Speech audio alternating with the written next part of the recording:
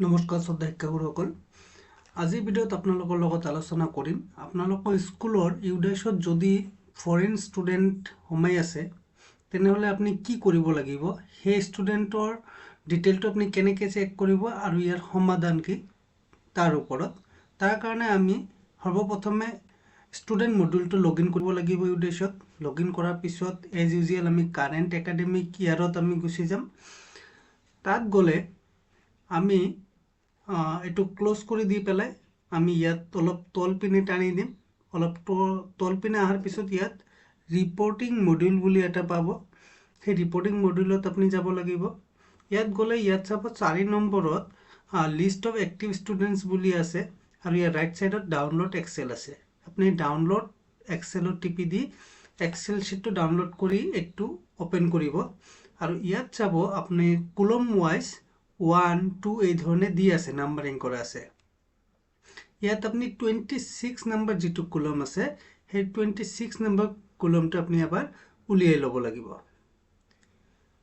26 number কলমটো আপুনি উলিওৱাৰ পিছত সেই কলমটো আপুনি এতিয়া ফিল্টাৰ কৰি ল'ব লাগিব। ফিল্টাৰ কৰি ইয়াত যিমান কেইটা অপশ্যন আছে গোটেইকেইটা চিলেক্ট এলত টিপি দি আপুনি অকল নো যিটো আছে সেইটো সিলেক্ট কৰিব লাগিব। সেইটো সিলেক্ট কৰাৰ পিছত আপোনাৰ ওচৰত এতিয়া কোন কেইটা ষ্টুডেণ্ট ফৰেন হিচাপত মাৰ্ক হৈ আছে সেই ষ্টেটাছটো আপুনি পাই যাব আৰু ইয়াত আপোনাৰ ষ্টুডেণ্টৰ নেম, ক্লাছ, গাৰ্জিয়ানৰ নেম আদি গোটেইখিনি তথ্য ইয়াত পাব। এইটো পোৱাৰ পিছত আপুনি এতিয়া ইউডাইছত আকৌ ঘূৰি যাওক।